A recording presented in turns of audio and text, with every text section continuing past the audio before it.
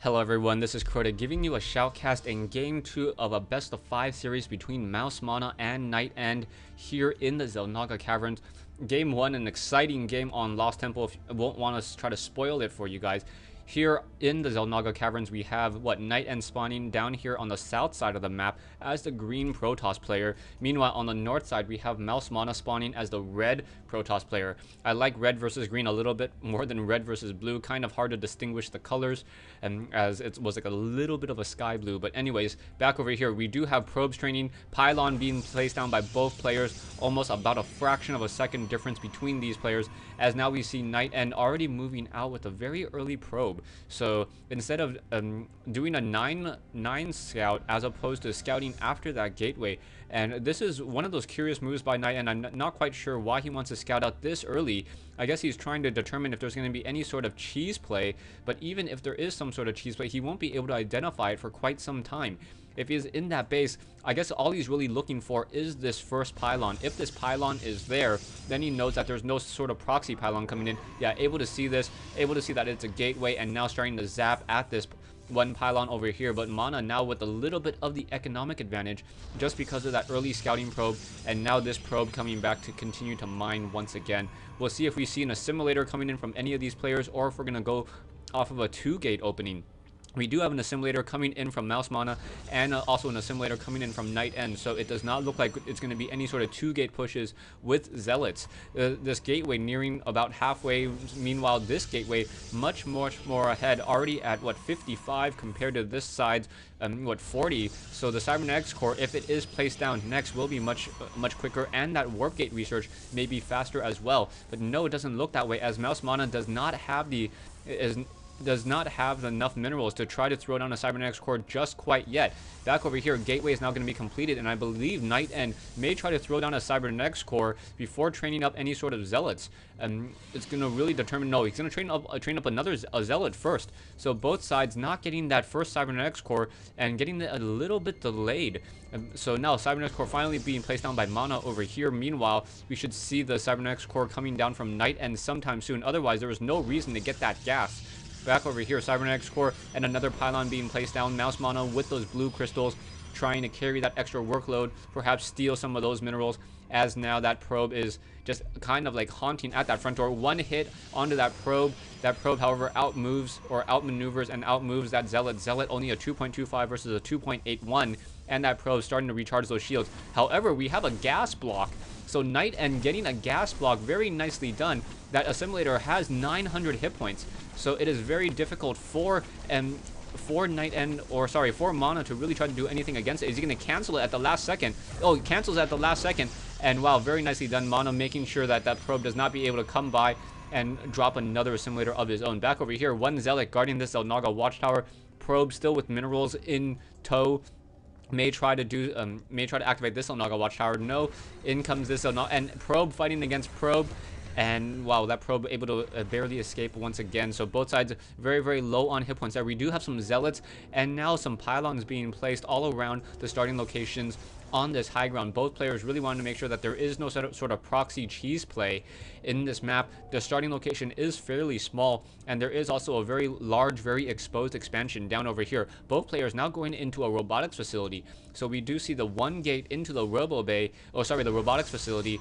And with that robotics facility, no, however, Mouse Mana throwing down 2 additional gateways. So now it looks like Mana is going to be able to have a much stronger, a much stronger army, and if he's able to get those gateways up and start warping in additional units. Stalker down over here, so it's going to be a 4-gate, probably off of versus a 2-gate with versus a 3-gate with a robo base. So it's 3-gate with a robotics facility, and now NightEnD finally getting those additional buildings. Oh, and the canceling of that building just because NightEnD tried to place it down where that Stalker was. So Zealots moving back and forth. We do see one Immortal will be popping out in just a second, and that Stalker is going to see better days. Two shots. Oh no, that Stalker may be able to barely escape that Immortal not being microed, and a Sentry may try to do some sort of block. And now doing a little bit of that attack, and now doing that force field. Yeah, force field block, wasting that 50 energy. I don't think that Stalker would be able to escape there. And now we have another Immortal being trained. We do have no, we have a phase prism being trained over here. So the phase prism may open up for some sort of a drop play into pylon power warp in. So not a proxy play, but a very, very nice play by Mana. Mana, we'll see if this is successful, because the army size of NightEnD is a little bit stronger, just because he has immortals versus this warp prism. Back over here, we do see one observer now trying to make its way in, trying to see if there is good positioning for any sort of drop inside this base. That observer, however, currently just sitting there, and now we have more immortals being trained up. No stalkers yet, and we do have that warp gate research currently being researched. And back over here, warp gates have already been completed.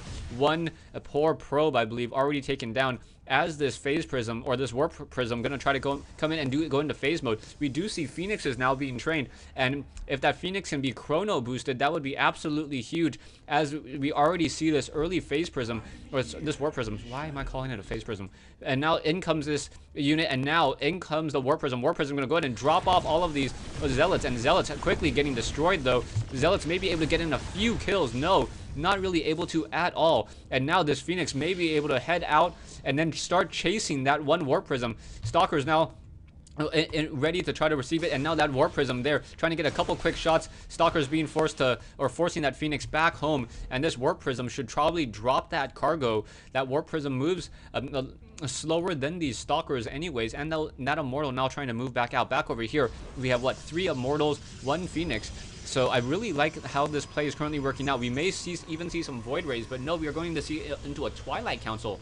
So NightEnD really changing things up, going for a Twilight Council, also getting, also with those phoenixes now in the air, better support, and now we see more, all of this off of 2 gate, 1 robo, and 1 stargate. Back over here, we have what, 3 warp gates and 1 robotics facility, no stargate to be spotted. And now stalkers just continuing to move around. I'm kind of surprised that no one has tried to take this low ground expansion. Both players just seem to be happy running off of 1 base at this stage in the game. 34 harvesters versus 37, both sides fairly saturated, as those phoenixes picking up some probes, getting a quick kill, and now pulling away once again. So that phoenix now with 1 kill, not being able to, or each of those phoenixes with 1 kill. There is 1 observer still in that base, and now warping in more zealots.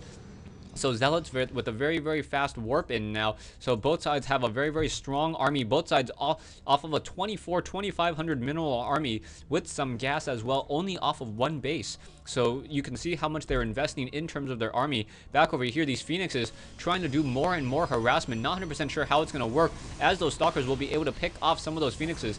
Now, if they're able to graviton 1 beam, no, more stalkers now being warped in within the base itself.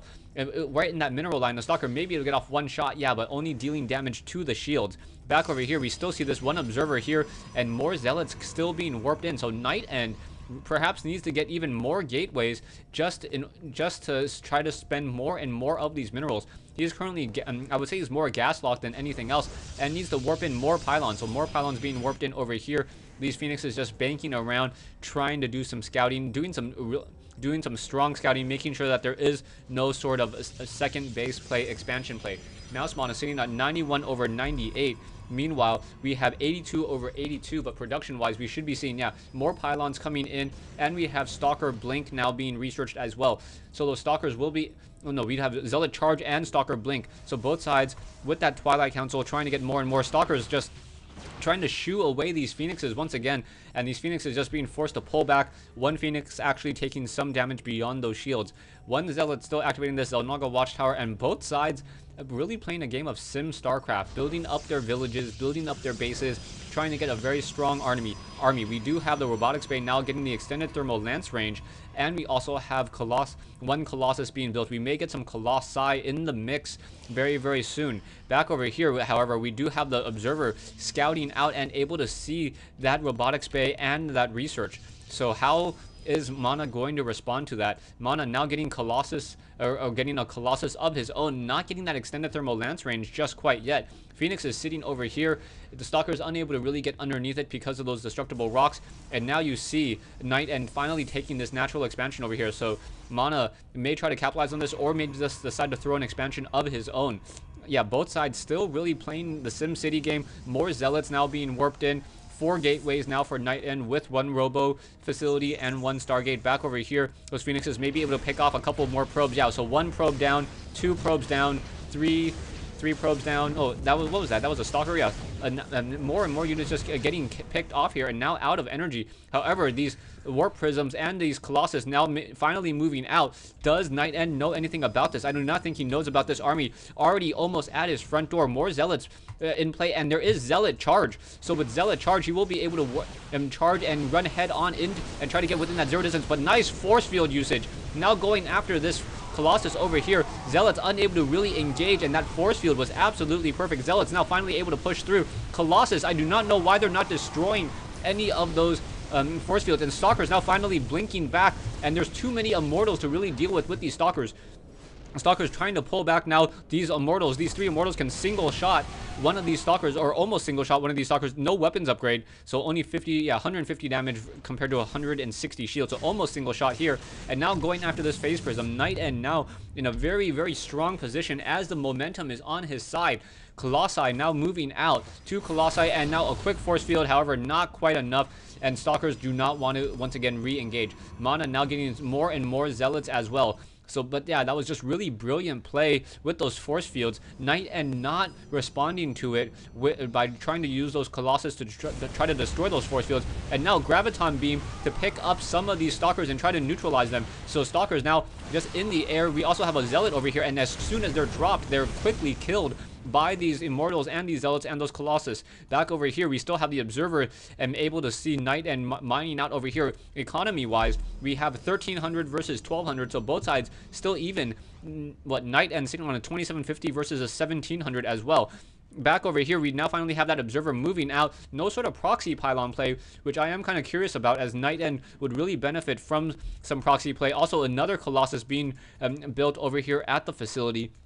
And now the main mineral patches are starting to almost mine out, so I'm assuming that NightEnD will need to take another expansion at some stage, perhaps this expansion, and then that way he can warp in additional units with that Stargate. However, that Observer giving so much critical information on the army of NightEnD, and now Stalker's able to try to get within position, now trying to take down this one pylon, trying to stop any of those reinforcements, and in come these Phoenixes to try to deal damage over here. Some force fields, Stalker's blinking within that 0 distance, Stalkers and Colossi fighting back and forth, but NightEnD with that just much larger army of Mortals and Colossus able to just simply destroy this. So Mana losing this game here in the XelNaga Caverns. So yeah, NightEnD doing a good job, I believe, just because he got those Colossus first and was able to get 2 Colossus with that extended thermal lance range. He was able to push through, and just a matter of about 20-30 game seconds, and that timing on Mana's initial push was really, really devastating, even though he did use good force field placement to try to neutralize those Zealots. Thanks for watching, thanks for listening. I hope you guys enjoyed this game between Mouse Mana and NightEnD. If you haven't already, please subscribe, and also remember to thumbs up and like this video for me. Thanks.